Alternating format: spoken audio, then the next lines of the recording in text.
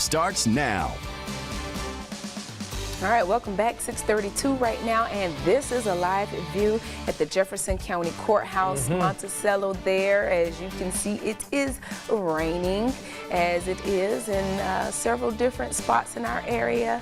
If it's not at the moment, it has been, it will be. Yeah. We've already seen a lot of action since last night.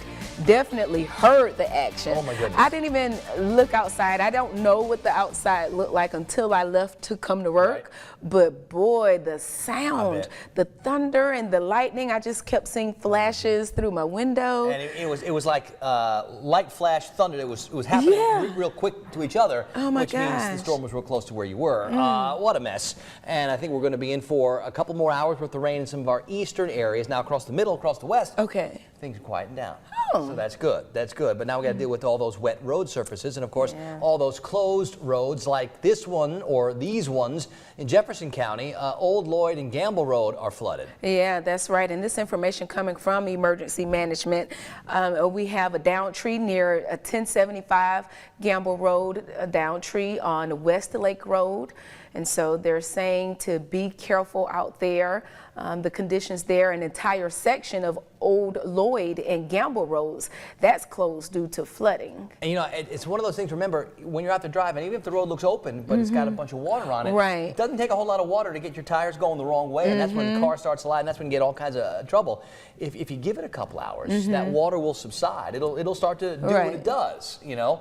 And then it'll be a lot safer for the commute. So we always say, turn around, don't drown. We mean that stuff. And some people may not realize, like you said, even the small amount can be dangerous. And they may think that you're exaggerating. Oh, they don't know what they're talking about, and they get out I there. have a big truck, I got this. Yeah. Let me tell you, sometimes you don't got that. The water is a lot stronger than you realize, so you got to be extra careful. Yeah. So please, this morning, if you can delay a little bit, maybe that's the way to go, especially some of our eastern areas. Let's take a look and see what we got going on out there. Our first weather headline, of course, so much rain. And you know, it's still windy out there, and it's going to be still windy, I think, throughout the day today, and maybe even a little bit into tomorrow. As those winds start to shift, we bring in some cooler and drier air. It's not going to be cold or anything, but we've got a really nice weekend shaping up. We just got to get to it.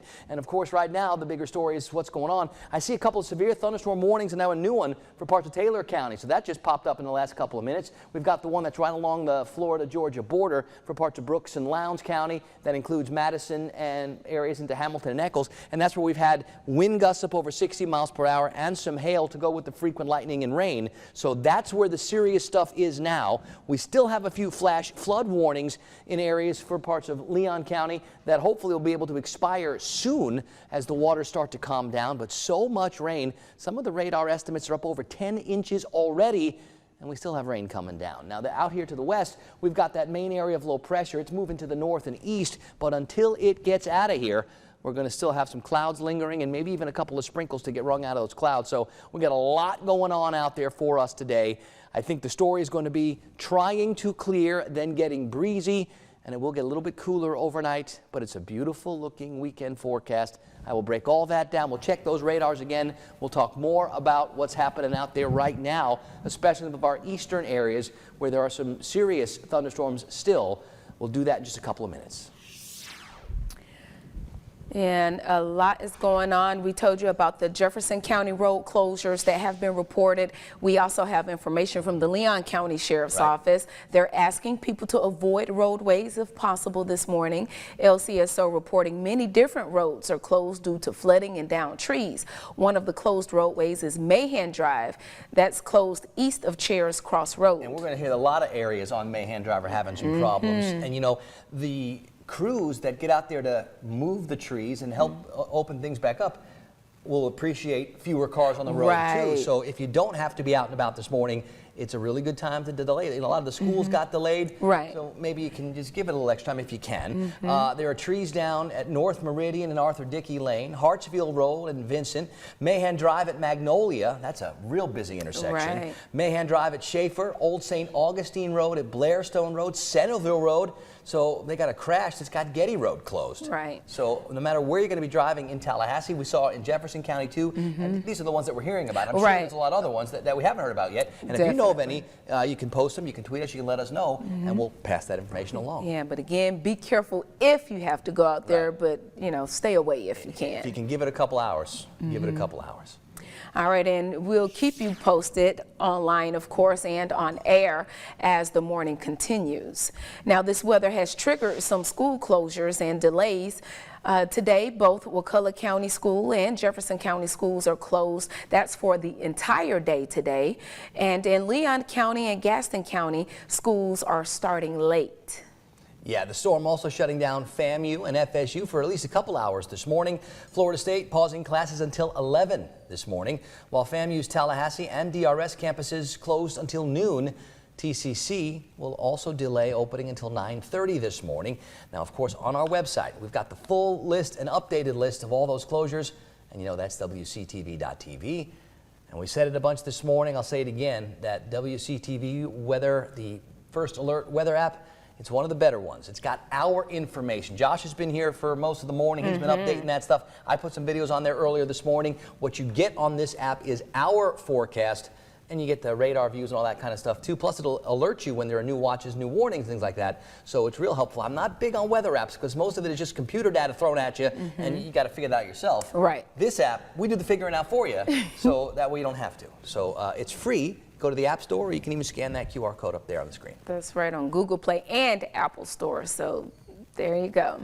All right, well, in some other news this morning, we spoke with someone from the Tallahassee Police Department this morning about driving conditions after reports of pulling vehicles out of standing water. TPD wants people to remember that if you are driving this morning, to do so with caution. As you know, we've been talking about, there have been reports and sightings of downed trees in the area as well. They also want you to remind you to be careful and still water in low areas. It may be safe to drive through, but when in doubt, turn around. As Rob just said, turn around, don't drown. All right, so Rob, you know, you still have been seeing some action. Things have been popping up on your screen throughout the morning. You know, it seems like every time you turn around, even when one thing expires, something else may show up, huh? Yep, and that's because that's where these very slow-moving storms are transitioning and moving to new areas. So spots that maybe didn't have as much rain overnight are really getting it now, and that's some of our eastern areas. From Taylor County through Madison County up into Brooks and Lowndes over to Hamilton and Eccles. That's where we've got some of the severe thunderstorm warnings, not just for the frequent lightning and the heavy rains, and there's plenty of that, but some wind gusts up over 50 or 60 miles per hour and some hail in some of these spots. So real treacherous kind of weather that's moving very slowly from south and west to north and east. You can see how things are much quieter from areas in Thomas County, in now Jefferson County, Wakulla, Leon, and points west. So there is improvement out there in some spots. But then we've got some other areas where it's not improvement at all. It's some serious rain still coming down, and that goes for much of Lowndes County. The Interstate 75 area south of Adel all the way down towards Lake City. Super wet right now. I see a whole bunch into parts of Clinch County and Eccles County and through Hamilton County and back through Madison, where we've had so much rain since early this morning. Here are some of those breaks, and even in some of the breaks, there's still some drizzle coming down, and you still have all that water piled up on the road surfaces, so it's still kind of a messy morning commute if you do have to get up and get going early this morning. And up against the Taylor County coast, lots of rain still. I was watching some spots along the Franklin and Wakulla County coasts early this morning, not just the heavy rains, but some of those wind gusts that were up over 40 and 50 miles per hour. So I bet it looked and felt like a tropical storm for some of our coastal areas. And of course, we've got some coastal flood concerns this morning. You see how everything has been moving over the past several hours, and it is slowly making progress to the east. We talk about some of those rainfall accumulations. These are estimates from the radar. Something may be a little different than what actually fell, but it's still a pretty good idea. And we're talking more than 10 inches of rain. Get along Highway 84 near Quitman up towards Valdosta, and we're in that 8 to 10 inch range. You see all these oranges and yellows. Those are the really big rainfall amounts. Around Monticello, almost a foot of rain. Eastern parts of Leon County, almost a foot of rain. There's a little bit less when you're into parts of northern Thomas and most of Grady County, but then get a little north of there up into parts of Miller, Mitchell, and Baker counties, and we're talking back to 8 inches or more's worth of rain. Thank you to everyone for your posts and your tweets, letting me know how much rain you got. Put it on my Facebook page. That way everybody can see what the rain was in all these areas. That's a great way to share that information. Now, temperature-wise, upper 60s, low 70s. We still have that breeze from the south. It will eventually turn to the northwest. That'll bring in the drier air. That'll bring in the cooler air, but it's going to take a while for that to happen.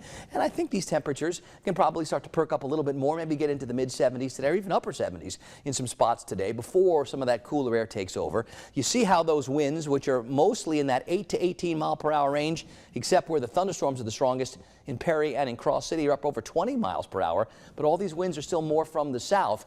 We're waiting to see those winds shift to the north and northwest, and that's likely not going to happen until this afternoon. So that's when things start to clear up, and it's going to take a little while, so we're going to have to be patient. The big rains will move east over the next 2-3 hours.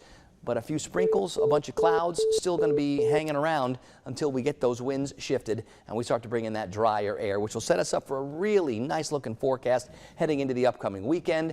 It'll be still breezy tomorrow, but drier and starting a bit cooler. On the Gulf, got the gale warnings, winds out of the south and southwest, maybe as high as 30 or 40 knots, seas all the way up to 8 feet. Let's go 60s and 70s, still raining, especially east. Those gusty winds are in no hurry to calm down.